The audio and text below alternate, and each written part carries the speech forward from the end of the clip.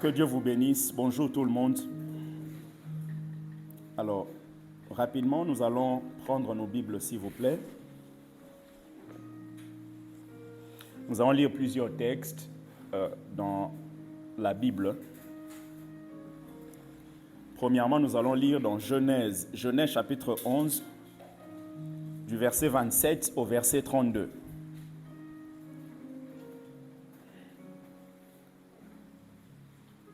Genèse chapitre 11, du verset 27 au verset 32.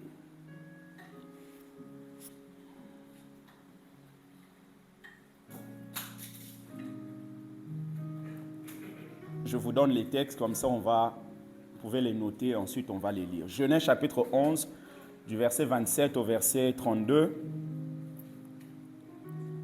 Et ensuite on lira Genèse chapitre 12, du premier verset au verset 8. Kémy, toi tu prendras Exode chapitre 19, du verset 10 au verset 11.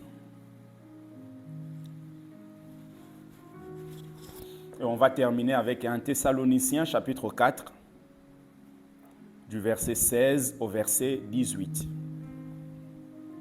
Alors, Genèse chapitre 11, du verset 27 au verset 32. Genèse chapitre 12, du premier verset jusqu'au 8e verset. Exode chapitre 19, du verset 10 au verset 11, que Kémy va lire.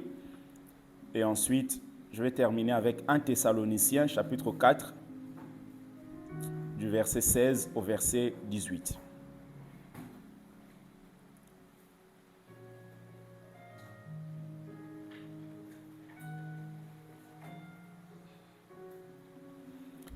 Genèse 11, 27 à 32.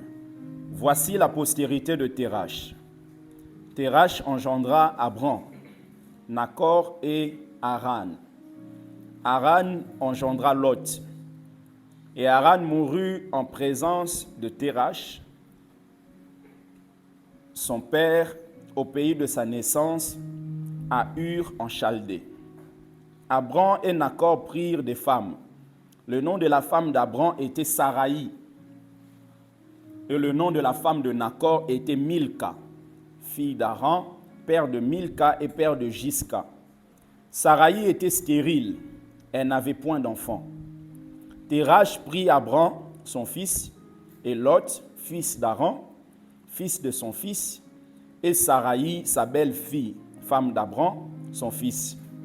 Ils sortirent ensemble d'Ur en Chaldée pour aller au pays de Canaan. Ils vinrent jusqu'à Charan et ils y habitèrent. Les jours de Térash furent de 205 ans et Térash mourut à Charan. Prenez le chapitre 12 du 1er au 8e verset. L'Éternel dit à Abram, « Va-t'en de ton pays, de ta patrie et de la maison de ton père, dans le pays que je te montrerai. Je ferai de toi une grande nation et je te bénirai. Je rendrai ton nom grand et tu seras une source de bénédiction. Je bénirai ceux qui te béniront et je maudirai ceux qui te maudiront. Et toutes les familles de la terre seront bénies en toi. » Abram partit comme l'Éternel le lui avait dit, et Lot partit avec lui. Abram était âgé de 75 ans lorsqu'il sortit de Charan. Abram prit Saraï, sa femme, et Lot, fils de son frère, avec tous les biens qu'ils possédaient et les serviteurs qu'ils avaient acquis à Charan. Ils partirent pour aller dans le pays de Canaan. Et ils arrivèrent au pays de Canaan. Abram parcourut le pays jusqu'au lieu nommé Sichem, jusqu'aux chaînes de Morée. Les Cananéens étaient alors dans le pays. L'Éternel apparut à Abram et dit, « Je donnerai ce pays à ta postérité. » Et Abram bâtit là un autel à l'Éternel qui lui était apparu. Verset 8, il se transporta de là vers la montagne, à l'orient de Bethel, et il dressa ses tentes. Notez bien, il dressa ses tentes. Ayant Bethel à l'occident et Haï à l'orient, il bâtit encore là un autel à l'Éternel. Et il invoqua le nom de l'Éternel. Vas-y, Kémy. Exode 19, du verset 10 au verset 11. Et l'Éternel dit à Moïse, Oui, va vers le peuple sanctifie-les oui, aujourd'hui et demain, oui, qu'ils lavent leurs vêtements, oui. qu'ils soient prêts pour le troisième jour, car le troisième jour, l'Éternel descendra aux yeux de tout le peuple sur la montagne de Sinaï. Amen. Merci beaucoup. Je termine avec 1 Thessaloniciens. Merci, Kémy. 16 à 18. 1 Thessaloniciens 4, du verset 16 au verset 18. Car le Seigneur lui-même a un signal donné à la voix d'un archange et au son de la trompette de Dieu, descendra du ciel, et les morts en Christ ressusciteront premièrement. Ensuite, nous les vivants qui serons restés, nous serons tous ensemble enlevés avec eux sur des nuées à la rencontre du Seigneur dans les airs. Et ainsi, nous serons toujours avec le Seigneur. Verset 18. Consolez-vous donc les uns les autres par ces paroles. Quelqu'un peut dire Amen. Amen. Consolez-vous par ces paroles. Alors, le thème que je vais aborder avec vous aujourd'hui, bien-aimés, vous pouvez écrire, je l'ai intitulé « Nous irons au ciel ». Nous irons au ciel. Nous irons au ciel. Nous irons au ciel, c'est un thème qui vient nous donner une certaine espérance, qui vient nous montrer que il y a certaines choses qui sont éphémères, mais il y en a d'autres qui sont éternelles. Ça vient nous montrer combien, comme on le verra tout à l'heure, nous sommes des passagers. Nous sommes des hommes et des femmes qui sont appelés à passer, parce que ce monde ne nous appartient pas. Nous sommes dans ce monde, mais nous ne sommes pas de ce monde. Nous sommes des pèlerins, nous sommes des voyageurs. Nous sommes des résidents temporaires. Parce que nous avons un chez nous.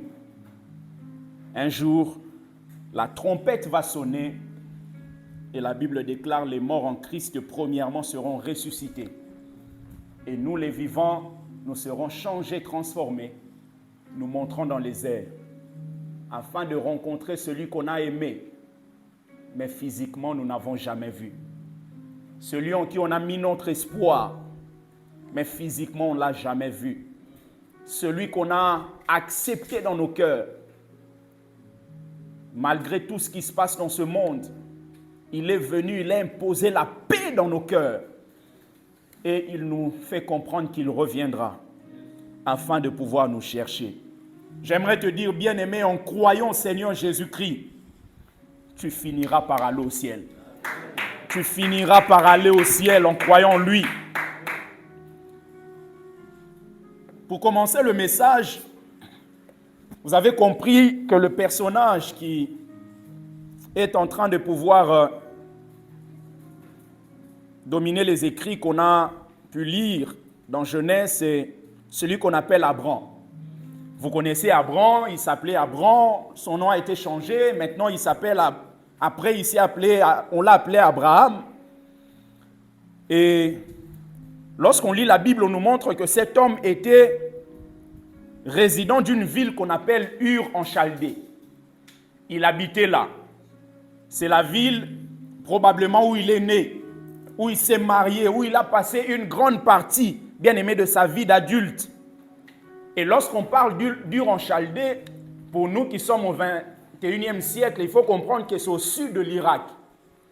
Donc Abraham, avec ses parents, avec sa famille, ils habitaient là. Et cette contrée-là, bien aimé, le type de croyance qui existait à cette époque-là, c'était ce qu'on appelle le polythéisme. Le polythéisme, c'est le fait de croire en plusieurs dieux. Vous avez poly qui veut dire plusieurs et vous avez théos qui veut dire Dieu. Donc polythéisme, c'est le fait de pouvoir être dans une certaine structure dans laquelle on croit en plusieurs dieux. C'est pour cela quand vous lisez Josué chapitre 24, le verset 2, la Bible nous montre que le père d'Abraham, Terach, Ils servaient d'autres dieux. Donc, ils servaient d'autres dieux au pluriel. Donc, ils étaient polythéistes. La divinité principale, justement, de cette contrée bien-aimée, c'était ce qu'on appelait la déesse de la lune. La déesse de la lune, parce que dans chaque contrée, il y a des principautés qui dominent ces contrées-là. Dans chaque ville, il y a des autorités spirituelles qui règnent là.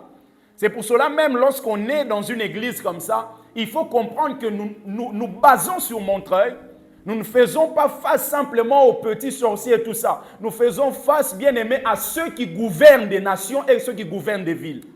Donc, ils s'opposent à la croissance des églises. Ils s'opposent à la jouissance de l'église. Ils s'opposent à ce que l'église puisse s'épanouir. C'est pour ça que vous allez voir, il y a certaines manifestations qui se passent dans des églises. Vous n'arrivez pas à comprendre. Comment se fait-il que nous vivons ça? Comment se fait-il qu'il y a ça? Parce que, bien aimé, ces principautés sont déterminées. Sont déterminées afin de pouvoir nuire à tout ce qui peut glorifier le Seigneur. C'était une ville, bien aimée, Ur en Chaldée, une ville très riche. Une ville très riche par rapport à ses différents commerces. Mais le problème, c'est que la vie religieuse de cette ville-là était catastrophique. En fait, c'est un peu comme l'image de l'église de Laodicée. Laodicée était une ville dans laquelle il y avait une certaine prospérité financière. Mais le problème, c'est que spirituellement, il y avait un problème. Spirituellement, il y avait un problème. C'est tellement beau de voir quelqu'un qui prospère financièrement, mais qui prospère aussi spirituellement. Il ne faut pas être déséquilibré en disant, moi c'est Dieu, bien aimé. Quand c'est Dieu, ce Dieu-là a la capacité aussi de pourvoir à nos besoins. C'est la raison pour laquelle nous devons demander, chercher auprès du Seigneur cet équilibre-là. Cet équilibre, que nous ne puissions pas manquer tout le temps. Parce que quand on manque tout le temps, ça va commencer même à avoir un impact sur notre foi. Que Dieu nous fasse grâce dans cette église bien-aimée. Qu'on ait Dieu, qu'on ait l'esprit, qu'on ait les paroles de connaissance, qu'on ait la prophétie, mais qu'on ait aussi l'argent pour vivre. Que Dieu nous fasse grâce. La vie religieuse était catastrophique. Il y avait plusieurs activités magiques. Il y avait plusieurs activités magiques qui se déployaient. Particulièrement, il y avait une prostitution très poussée. Malgré le fait que la ville était prospère financièrement, mais spirituellement, il y avait un problème. Et vous comprenez, dans une telle ville, bien aimé, la rupture avec cette manière de fonctionner ne pouvait venir que par un départ d'Abraham. Un départ d'Abraham. Il devait quitter le pays. Il devait quitter sa famille. Il devait quitter sa famille parce que sa famille était plongée dans l'occultisme, était plongée dans la magie. En fait, l'appel d'Abraham, je vous ai dit, c'est l'appel lié au ministère. L'appel de Noé, c'est l'appel lié au salut. Noé devait prendre sa famille, mais Abraham devait quitter sa famille. En fait, crois au Seigneur Jésus, tu seras sauvé, toi et ta famille. Au travers de toi, en priant pour ta famille peut être sauvée. Mais lorsque tu es dans le domaine du ministère, il faudrait que tu marches avec des personnes qui ont le même Dieu que toi. Parce que sinon, ils vont te donner du retard dans ce que Dieu est au point de faire avec toi. Et l'appel de cet homme commence dans Genèse chapitre 11. Et très souvent, les gens pensent que ça commence dans Genèse chapitre 12. Ça commence avant. Parce que Dieu lui avait déjà dit. Parce qu'ils étaient sur le point d'aller à Canaan. Dieu lui avait dit, quitte la maison de ton père, va là où moi, Dieu, je te montrerai. Et on a compris que l'endroit que Dieu voulait qu'Abraham aille, c'était Canaan. Et lorsqu'on lit Genèse chapitre 11, on voit que Abraham, avec son père, avec Lot, avec sa femme, était au point d'aller à Canaan. Et en allant à Canaan, la Bible déclare qu'ils se sont arrêtés à Charan. C'est-à-dire qu'ils se sont arrêtés avant Canaan. Et lorsqu'ils sont arrivés à Charan, c'est là que le père d'Abraham est mort. En fait, il y a des gens qui doivent mourir pour que toi tu ailles à Canaan. Tu ne pourras pas atteindre Canaan aussi longtemps qu'ils sont là. Dieu lui a dit, quitte ta famille. Abraham a quitté ses amis. Abraham a quitté le pays. Mais Abraham n'a pas quitté sa famille. Abraham n'a pas quitté son père. Donc, comme Dieu voulait qu'Abraham arrive là-bas, et qu'arriver là-bas, il devait arriver sans son père, il a fallu que son père meure. Il y a des gens qui doivent mourir à Charan. Il y a des relations qui doivent mourir à Charan. Il y a des amitiés qui doivent mourir à Charan. Parce que si ça ne meurt pas, tu n'atteindras pas Canaan. Il y a des comportements qui doivent mourir à Charan. Il y a un caractère qui doit mourir à Charan. Parce que Dieu est au point de t'emmener à Canaan. Mais aussi longtemps que tu n'arrives pas à vaincre certaines choses à Charan, bien-aimé, tu auras du mal à atteindre Canaan. Il y a des alliances qui doivent mourir à Charan. Il y a des fiançailles qui doivent mourir à Charan afin de pouvoir atteindre Canaan. Un caractère que tu dois faire en sorte que ça meure à Charan. Parce que sinon, tu ne pourras pas atteindre Canaan.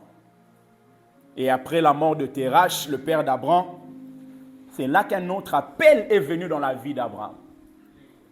Genèse chapitre 12, maintenant Dieu lui dit encore, quitte, va-t'en de ton pays, de ta patrie, de la maison de ton père, dans le pays que je te montrerai. Abraham avait déjà quitté Ur en Chaldée.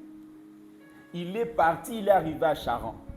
Mais vous allez vous rendre compte que Dieu, voyant que Abraham n'a pas appliqué totalement ce qu'il a dit, Dieu répète à Abraham exactement ce qu'il a eu à lui dire avant. Parce qu'Abraham avait déjà quitté. Mais le problème, c'est que tu as quitté avec qui? C'est pour cela que Dieu dit, ok, je veux te rappeler la plénitude de ce que je t'ai dit avant. Je t'ai dit, quitte ta famille, ta patrie, quitte ton pays. Va là où moi, Dieu, je te montrerai. Et quand son père est mort, finalement, Abraham a pu atteindre Canaan. Dieu avait déjà promis à Abraham qu'il va avoir cette terre.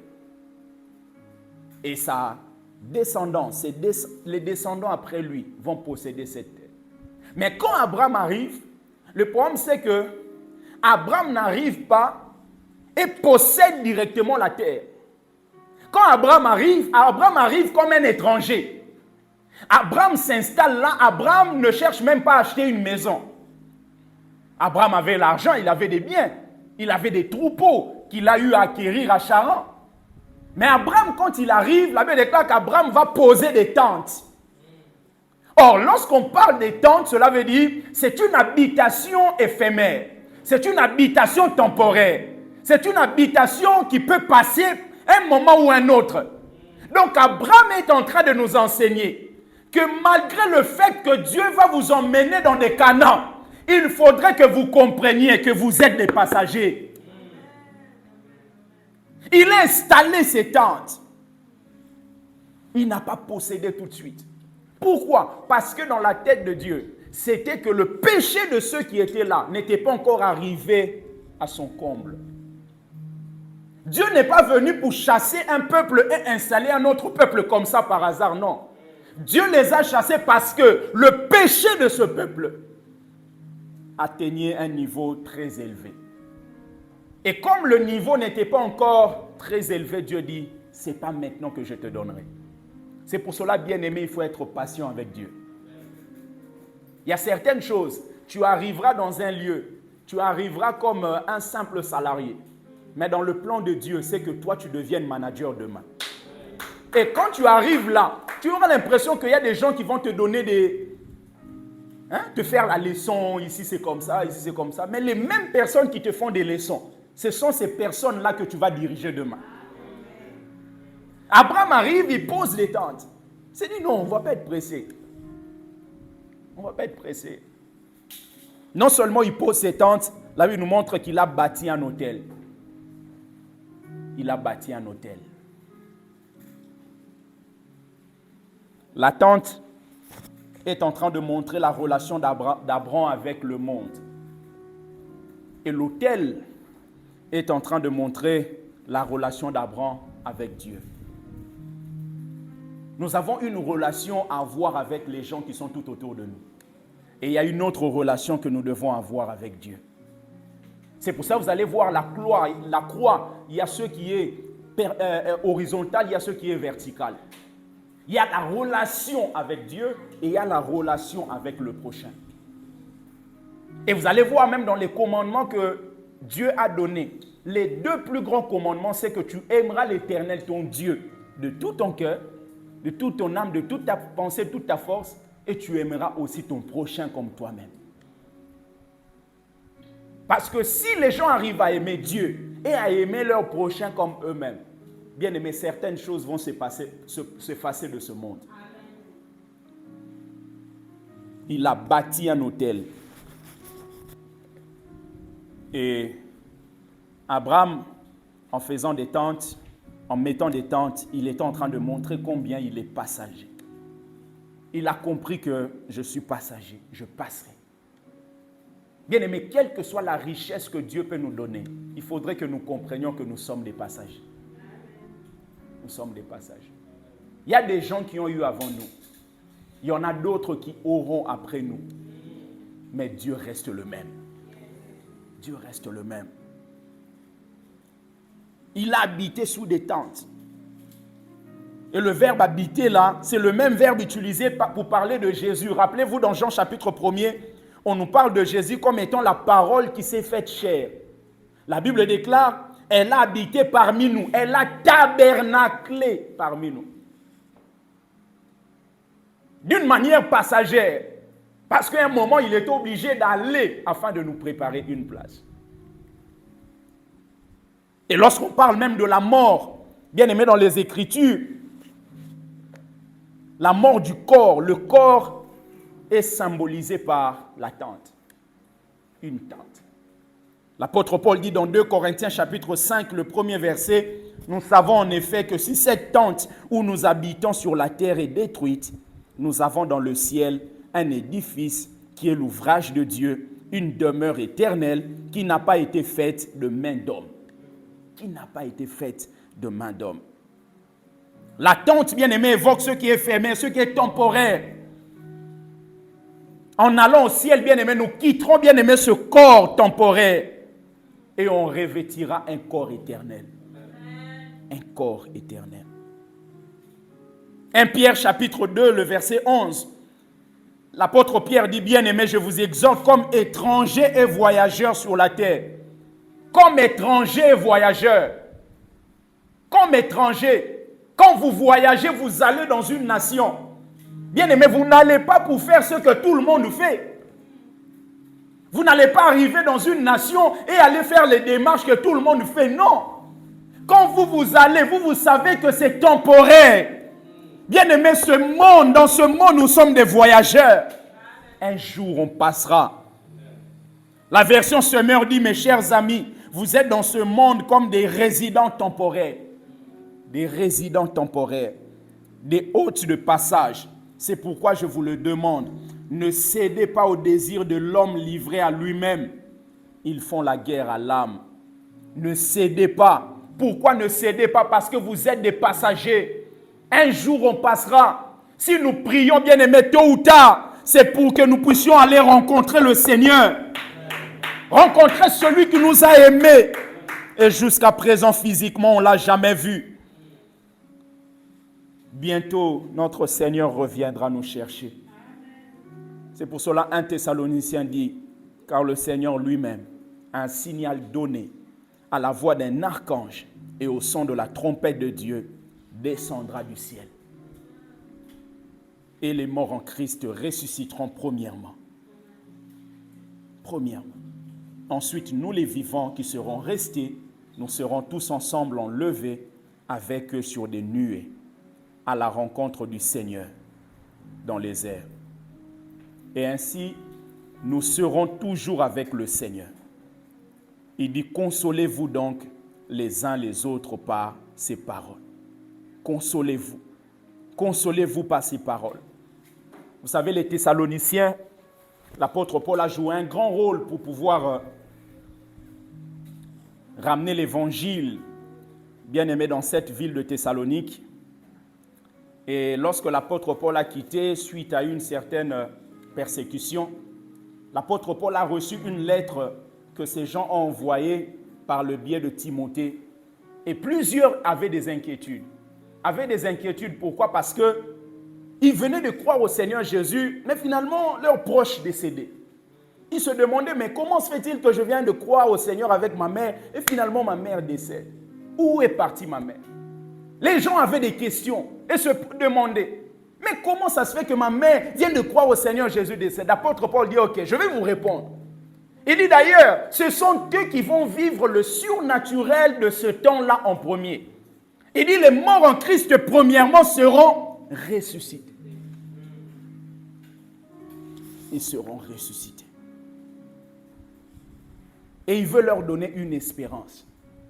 Il veut leur montrer que vous êtes dans ce monde, quelles que soient les difficultés dans lesquelles vous êtes, il faudrait que vous sachiez qu'un jour, Jésus reviendra vous récupérer. Vous savez, bien aimé, quel que soit le pays dans lequel vous êtes, imaginons que vous soyez dans le pays le plus pauvre du monde. Vous mangez avec difficulté, tout est difficile. Et tout d'un coup, on vous dit, Joe Biden a décidé que dans peu de temps, tu puisses quitter cette nation, que tu ailles aux États-Unis. Malgré le fait que c'est difficile, malgré le fait que c'est compliqué, bien aimé, ta vie ne sera pas comme la vie de tout le monde. Tu ne vivras pas comme tous les amis avec qui vous jouez au foot.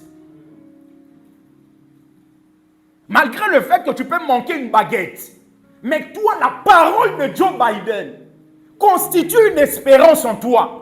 Tu te dis, tôt ou tard, ma vie ne finira pas comme ça. Parce que tu sais, en allant aux États-Unis, tu ne vivras pas les mêmes réalités que dans ton pays le plus pauvre.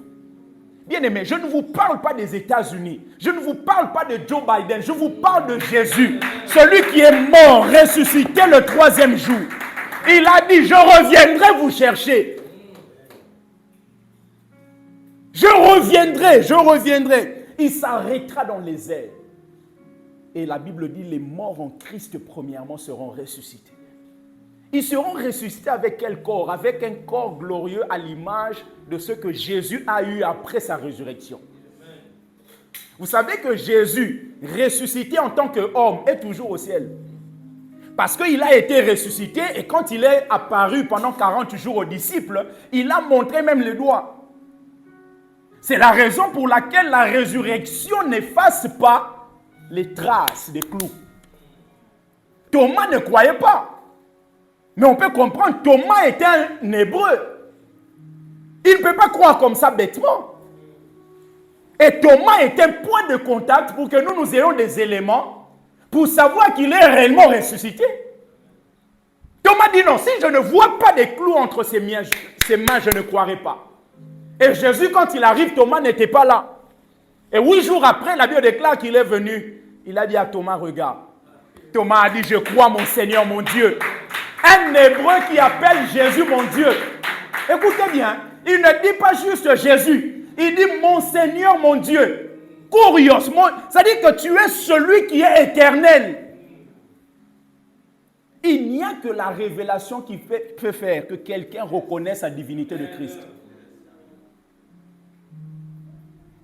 Avant la croix, Jésus se manifestait à plusieurs personnes. Après la croix, Jésus ne se manifeste qu'aux disciples, ceux qui ont la révélation.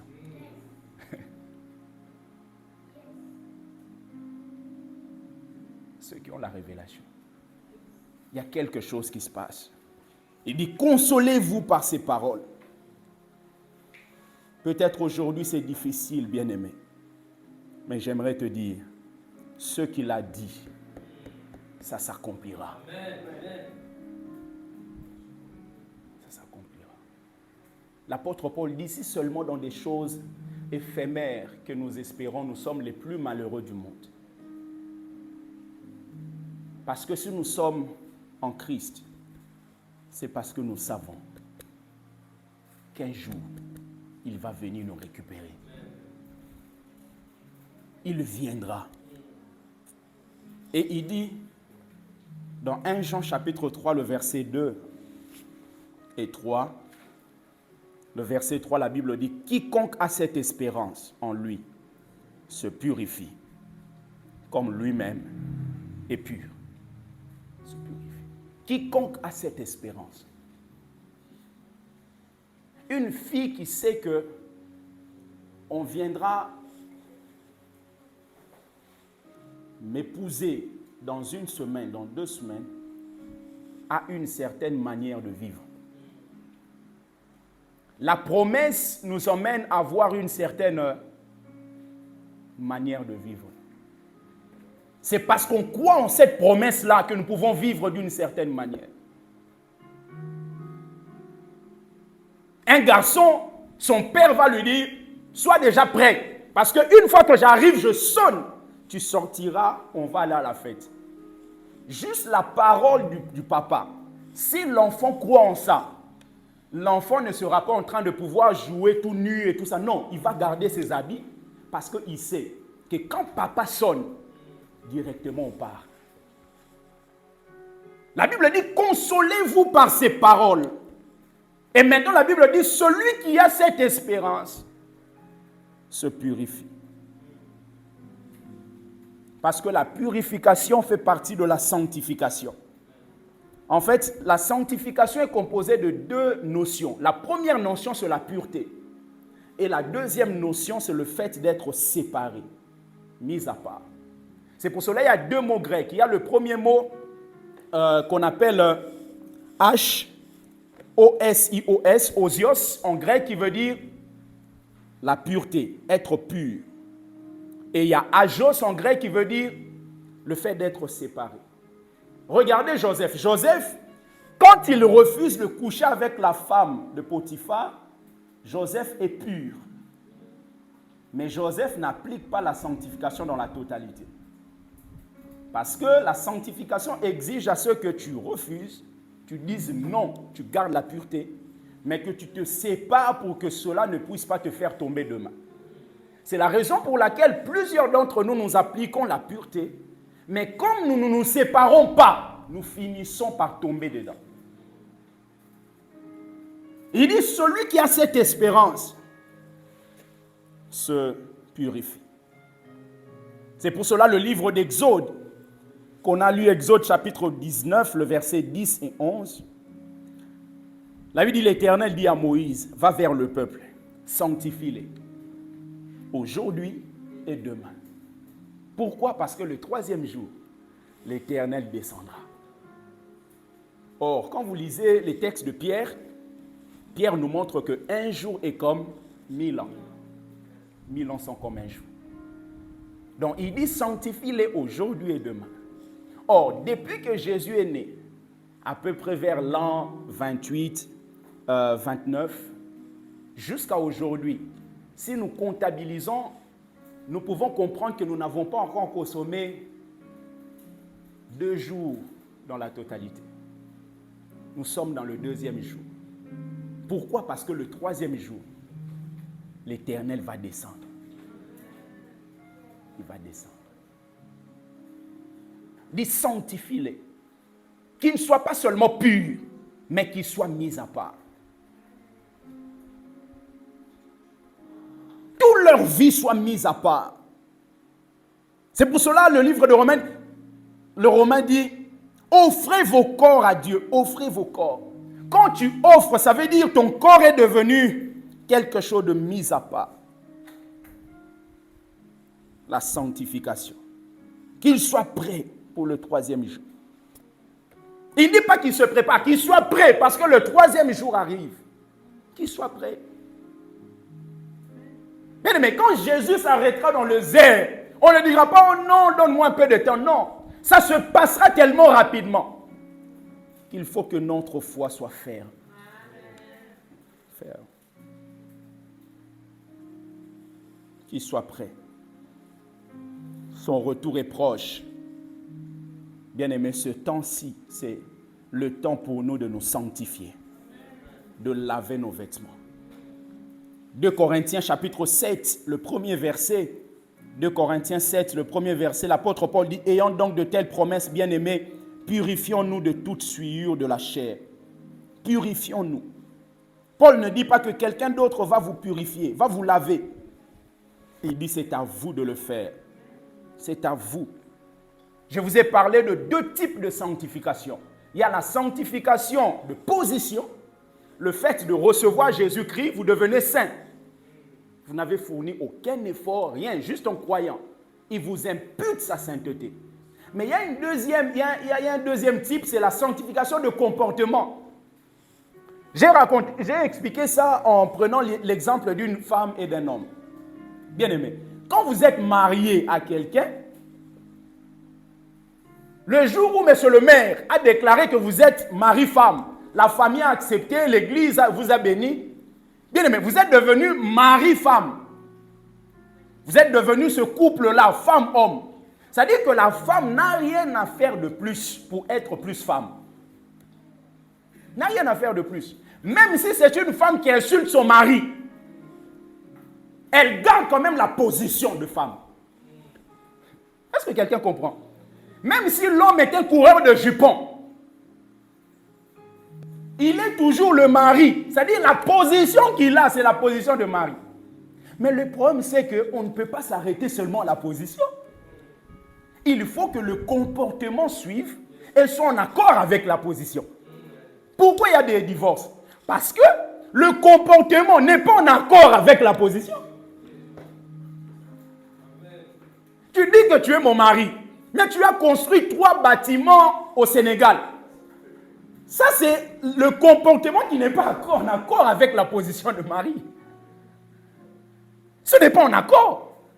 Et c'est la raison pour laquelle plusieurs d'entre nous, notre problème, c'est au niveau de la sanctification de comportement. Notre manière de vivre n'est pas en accord avec ce que Jésus nous a imputé.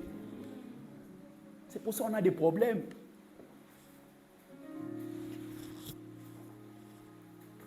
Bien aimé, la grâce est disponible. Mais la question que je me pose, mais la grâce est disponible, pourquoi tout le monde ne vit pas dans la sanctification? Vous savez pourquoi? Parce que la grâce, c'est un peu comme, je crois que je l'ai expliqué ici aussi, c'est un peu comme la mer. En fait, la mer est disponible, il y a l'eau tout le temps. Mais le problème, c'est qu'il faut que cette eau-là arrive chez toi à la maison. Mais pour que cette eau arrive, il faut une certaine canalisation. Il faut un tuyau. Et le tuyau, là, c'est l'image de la foi. La mer, c'est la grâce.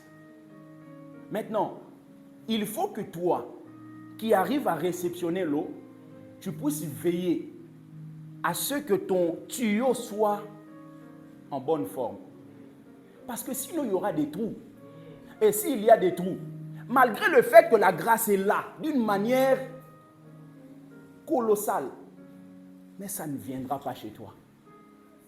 C'est pour cela, quelquefois, on a l'impression que la grâce est sélective, la grâce choisit les gens comme ça. Non, la grâce est disponible.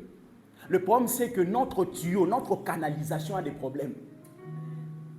Notre canalisation a des problèmes. C'est pour cela, Jésus-Christ, quand il était sur la terre, il montrait combien nous devons prendre soin de notre foi. L'apôtre Paul montre combien nous devons cultiver, nous devons faire en sorte que notre foi soit en bonne santé.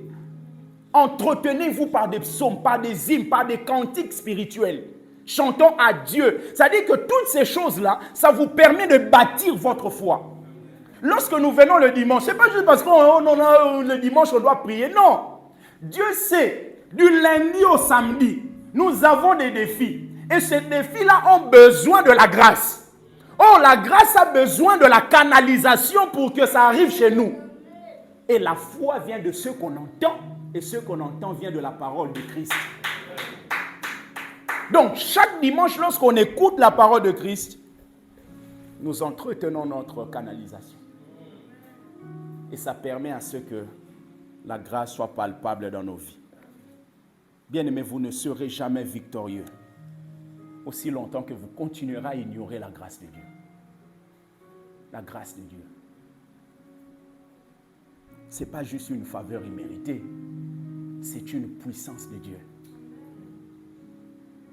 Vous imaginez, il y a des gens qui ont dit, ta grâce me suffit. C'est-à-dire, toute sa vie là, il dit, ta grâce me suffit. Pourquoi? Parce que la grâce est une puissance qui vous emmène à opérer au-delà de vos capacités naturelles. Bien, mais marcher selon Dieu là, ce n'est pas quelque chose de notre à tout le monde. Vous ne pouvez pas arriver par votre propre force. Non. Vous ne pouvez pas arriver. Même dans les temps anciens, quand le sacrificateur entrait dans le sanctuaire, vous savez, il entrait avec quoi? Avec un petit fil.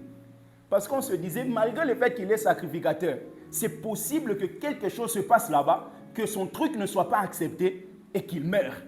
Donc comme ça, si ça fait longtemps qu'il est là-bas, on ne voit pas qu'il sort, on peut le tirer, comme ça on pourra l'enterrer. Parce que s'il meurt là-bas, toi tu entres, toi aussi tu meurs. Mais la grâce nous permet d'aller jusqu'au sein des saints. Mais pas par notre force, par la force de Christ. Ça, c'est la grâce. Le voile a été séparé. Bien-aimés, vous ne serez jamais débarrassés de ceux que vous aimez encore. Et ceux que vous aimez encore.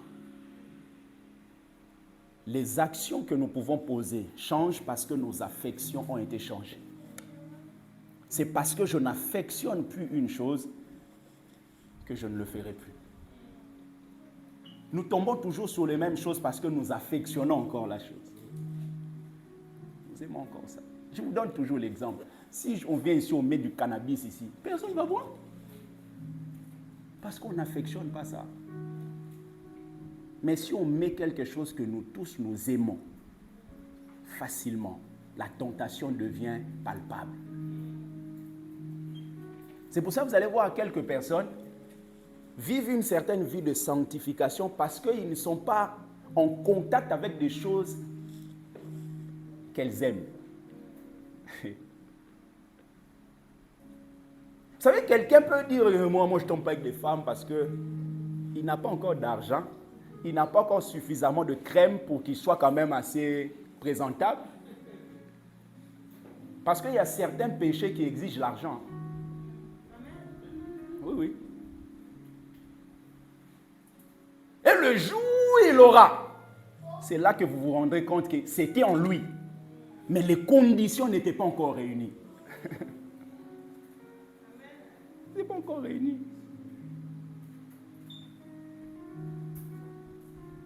C'est facile de dire on est des moines, on se ferme quelque part. C'est pas ça la vie chrétienne. La vie chrétienne, c'est affronter la vie tous les jours. C'est pour ça que quand tu vas au boulot là, c'est là que tu mènes la vie chrétienne. Quand tu arrives là-bas, quelqu'un sait que tu es marié, mais il te drague quand même. Comme un jour, il y a pasteur Guy, il y a une dame qui l'a appelé. La dame connaît sa femme, hein, Maman Mimi. Il dit, mais pasteur Guy, mi ba le roi ya bino ba bongi na biso. Ah. Mais qui a dit ça? C'est Dieu qui a dit que bongi na ye, tout yende aponi moi. Mais les gens sont bizarres, hein? Bien, mais les gens sont compliqués. C'est pour cela dans la vie, tu ne maîtriseras pas les actions des gens, mais tu peux maîtriser, bien aimer ton comportement. Vous devez haïr le mal. Nous devons haïr le mal afin de permettre au Saint-Esprit de faire ce qu'on ne peut pas faire par nos efforts personnels. Romains chapitre 7, le verset 15, l'apôtre Paul il dit « Je fais ce que je hais ». Il était déjà apôtre, mais il était dans une situation compliquée. Il lit des choses dans Romains chapitre 7, et dans Romains 7, 15, il dit « Mais je fais ce que je hais ».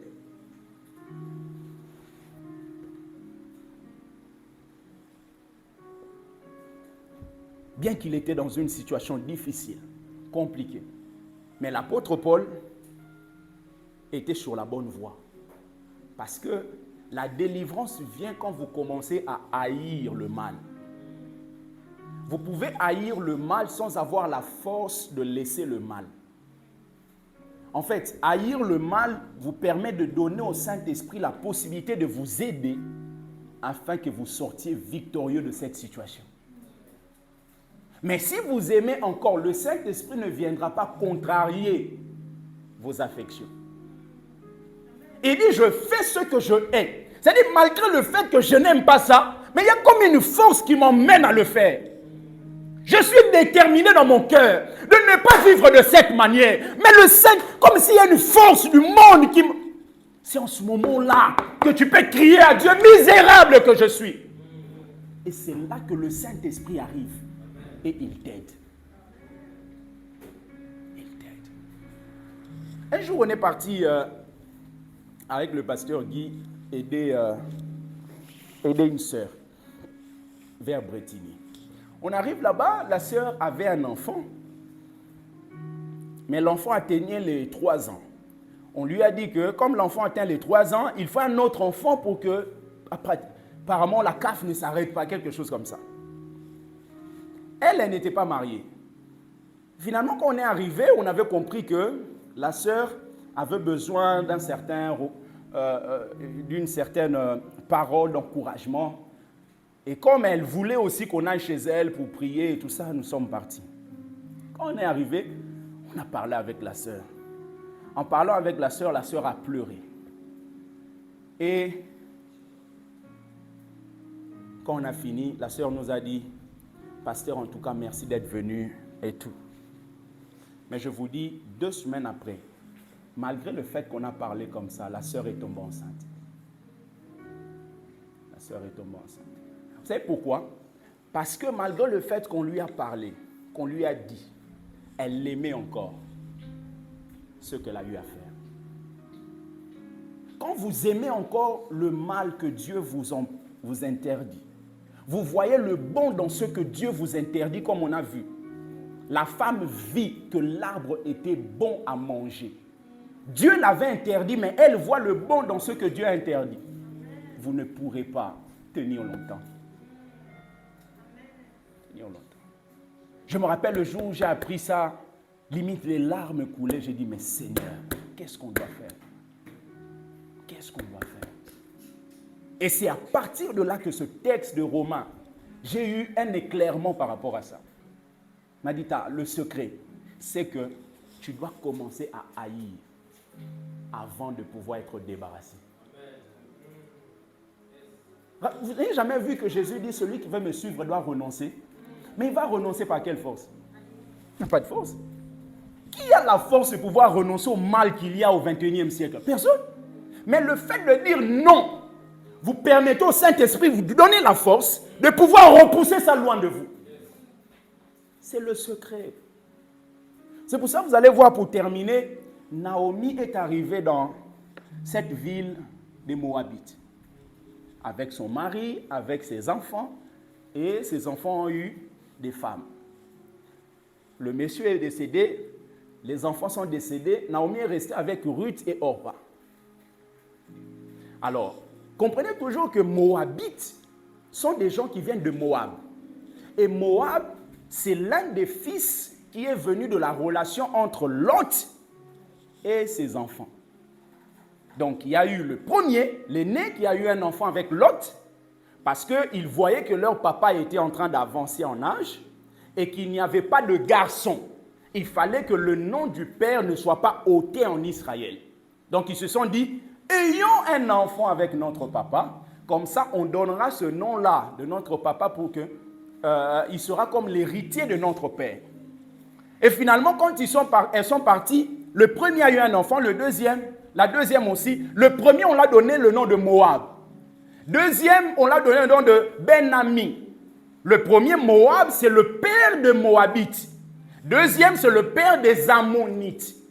Maintenant, Moab là, c'est lui qui est le père de là où Naomi, son mari et ses enfants avaient fui. Ils ont quitté Bethléem. Bethléem signifie maison du pain. Mais le problème, c'est que dans la maison du pain, il peut manquer du pain, mais ce manque ne sera pas éternel. Ils ont quitté la Bethléem pour aller où? À Moab. Vous voyez combien est-ce que nous attirons la mort quand nous quittons là où Dieu nous a placés. Là où Dieu vous a placé, ça ne signifie pas qu'il n'y aura pas de famine. La position, la vision de Dieu, c'était qu'Abraham arrive à Canaan. Mais Canaan, c'est quoi? C'est une ville où Dieu dit, là où ça va couler le lait. Avez-vous déjà vu des robinets à Canaan? À chaque fois que Dieu vous promet, il ne veut pas dire que ça va couler comme ça. Au travers de votre travail, il va faire prospérer ça. Je vous dis la vérité. Il va faire prospérer ça. Et Abraham arrivé à Canaan, la Bible dit qu'il eut une famine. Ah, même à Canaan, là où coule le lait. Il y a des gens qui disent, mais Seigneur, tu m'avais dit, 2023 sera une année de pleurs, de joie. Mais pourquoi? Bien aimé, il y a des choses que tu dois faire pour que tu puisses pleurer de joie. Il y a des choses que tu dois faire. Il y a des choix à prendre. Il y a des choses que tu dois accomplir. Je parlais de qui déjà? Je parlais de qui? De Moab. Donc je disais que ils ont quitté Bethléem, sont arrivés à Moab. Maintenant, quand ils sont arrivés là-bas, le mari est mort, les enfants sont décédés. Regardez, quand elles sont restées. Naomi, son nom signifie grâce. Naomi dit, ok, moi je vais retourner parce que j'ai entendu que Dieu a visité mon peuple. Et finalement, les deux disent, non, non, non, on va aller avec toi. Voilà, avec toi. Naomi dit, ok, je vais vous faire passer par 2 épreuves. La première épreuve, Naomi leur dit, mais je n'ai plus rien. Même si aujourd'hui je me remarie, est-ce que vous allez attendre que les enfants grandissent, que vous puissiez... C'est pas bon, allez-y, retournez. La première épreuve, les deux ont réussi. Elles ont pleuré, elles ont dit à Naomi, non, on ne te lâchera pas. Mais il y a une deuxième épreuve. Naomi dit, non, non, non, non. Vous ne pouvez pas continuer comme ça, retournez, recherchez des jeunes gens, épousez, allez auprès de vos dieux, allez-y. Et dans la deuxième épreuve, c'est là qu'on voit que Orpa n'a pas continué.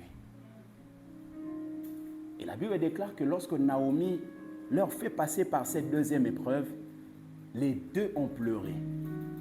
Mais le problème, c'est que les pleurs de Orpa, ce n'étaient pas des pleurs sincères. Pleurs sincères.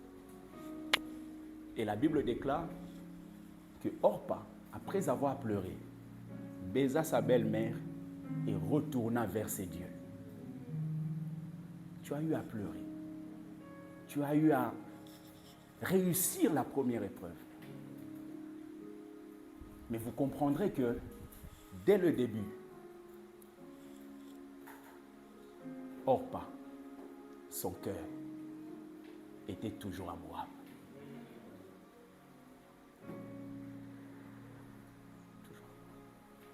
C'est pour ça que vous allez comprendre qu'il y a des gens, si tu essaies juste de forcer un peu, la personne te fera croire qu'elle est vraiment là. Mais si tu dis, ok, tu continues encore, mais rentre. Et dis, ok, comme tu veux, hein, je rentre. En fait, c'était déjà dans son cœur. Mais voulait juste que tu ne puisses pas tirer des leçons tout de suite. En disant, mais lui aime vraiment le monde. Non.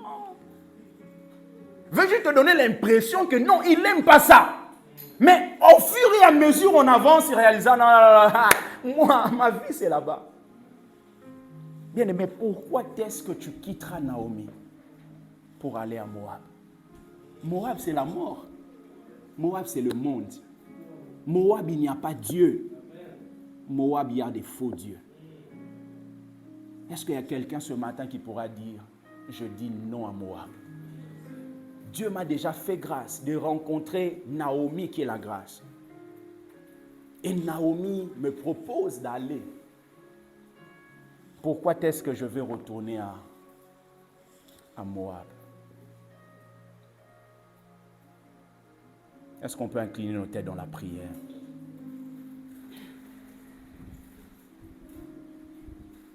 Où est-ce que tu en es avec Dieu? Il a promis qu'il reviendra nous prendre. Il a promis. Il a dit, consolez-vous par ces paroles. Est-ce que tu peux dire, Seigneur, malgré que c'est dur, mais je crois que tu reviendras. Tu reviendras. Abraham a posé des tentes parce qu'il a compris que c'était quelque chose de temporaire. La vie sur cette terre, dans ce monde, est temporaire. Il viendra nous chercher. Il viendra nous chercher. Prions au nom de Jésus. Seigneur Dieu fidèle, tu es le véritable.